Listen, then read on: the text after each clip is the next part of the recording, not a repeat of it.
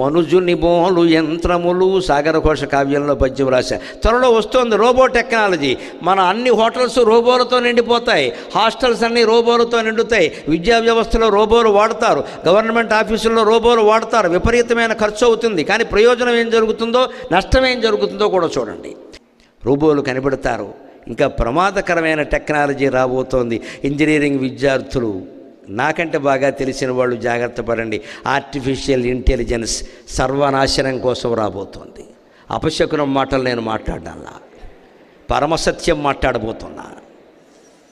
Artificial ఇంటెలిజెన్స్ని చాలా జాగ్రత్తగా ఉపయోగించకపోతే ప్రపంచం నాశనం కావడం ఖాయం. మనం తీసుకునే యాక్షన్ రోబో తీసుకుంటుంది. మనకి మానవత్వం ఉంటుంది, ఎంతైనా మనుషులు అన్నం తింటున్నాం. ఇది తల్లి ఇది భార్య అనే తేడా తెలుస్తుంది. రోబోకి అవేం తెలియవండి. నేను సైన్స్ను వ్యతిరేకించట్లా. ఆర్టిఫిషియల్ ఇంటెలిజెన్స్ వల్ల ఉపయోగాలు కూడా ఉన్నాయి. ఏం జరుగుతుందో తెలుసా? ఆర్టిఫిషియల్ ఇంటెలిజెన్స్లో మన బదులు కారు ఇంకెవడో నడుపుతూ యంత్రం నడుపుతుంది. కారు నడిపేవాళ్ళు అన్నీ చెప్పక్కల, ఇక్కడ కూర్చుని ఏసీ ఆన్ అని మనస్సులో అనుకోవాలి, బయట కూడా అనక్కల. ఏసీ ఆన్ అని మనస్సులో అనుకుంటే ఏసీ ఆన్ అవుతుంది.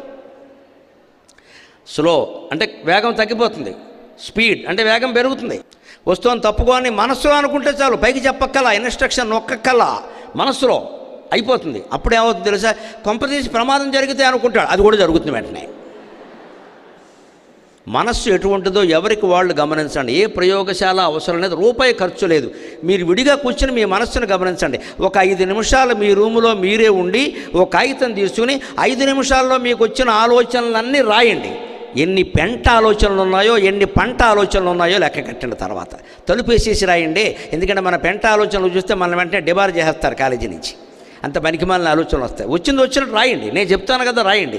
ఓ 50 ఆలోచనలు వచ్చే రాయండి. అందులో 2 ఆలోచనలు పనికిమొచ్చే ఉంటాయి, 48 పనికిమాలినవి ఉంటాయి. మనస్సు అటువంటిది. ఈ మనస్సు ఏం సంకల్పిస్తే అది వెంటనే జరిగే అవకాశం ఉంటే కొంపలు అంటుకుపోవండి. That is artificial intelligence. దాన్ని ఎంత కంట్రోల్లో పెట్టాలి? ఈ పెట్టేవాడు దానికంటే ఎంత గొప్పవాడై ఉండాలి. రోబో సినిమాలో రజనీకాంత్ ఆ రోబోని సర్వనాశనం చేసే ప్రయత్నం చేయకపోతే వాడి జీవితానికి మొత్తం అది అర్థం అయ్యేదా కాదా? ఆ సినిమా ద్వారా అతను చెప్పినటువంటి సందేశం, అతను ఇచ్చిన సందేశం అది. దాన్నే మనం గ్రహించుకోవాలి.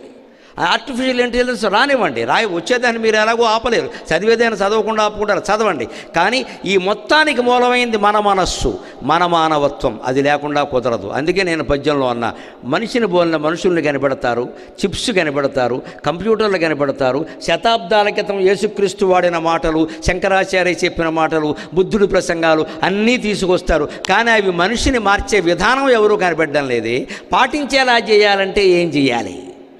అన్నీ కనిపెడుతున్నారు. లాంఛనాలు ఏటీసీజీ పోగులు అన్నారు, జీన్స్ అన్నారు, జీనోమ్ అన్నారు, రకరకాలు కనిపెట్టారు. మొత్తం నీ జాతకం అంతా చెప్పేస్తాను. ఇప్పుడు కావాల్సింది జాతకాలు చెప్పడం కాదమ్మా, జాతకాలు మార్చేవాడు కావాలి, జాతకాలు మార్చేవాడు కావాలి. వేళ మన జాతకం ఇంతవరకు స్వార్థంతో సాగింది, ఇక నుంచి పరోపకారంతో సాగాలి. ఇంతవరకు సొంత విషయాలు ఆలోచించాం మనం. కొంత సొంత లాభం కొంత మానకు పొరుగువాడికి తోడు పడబోయని గురజాడు వారు చెప్పినట్టుగా పరోపకారం అనే దిశలో సాగాలి. అటువంటి మానవత్వాన్ని మన్నే మంత్రం నా దృష్టిలో ఇంకా మంచి మాట. మనుజుని బోలు యంత్రములు మానవ మేధను బోలు చిప్పలున్ జననము చావుగుర్చు కణజాలము, జననము చావుగుర్చు కణజాలము, జాతకమల్ల చెప్పు లాంఛనములు పోగులున్ సకల శస్త్రములున్ కనుగొంద్రుగాని, జాతకమెల్ల చెప్పు లాంఛనములు పోగులున్ సకల శస్త్రములున్ కనుగొంద్రుగాని, ఈ మనుజుడు మానవత్వమున మన్నడి మంత్రము చెప్పరెవ్వరున్, ఈ మనుజుడు మానవత్వమున మన్నడి మంత్రము చెప్పరెవ్వరున్.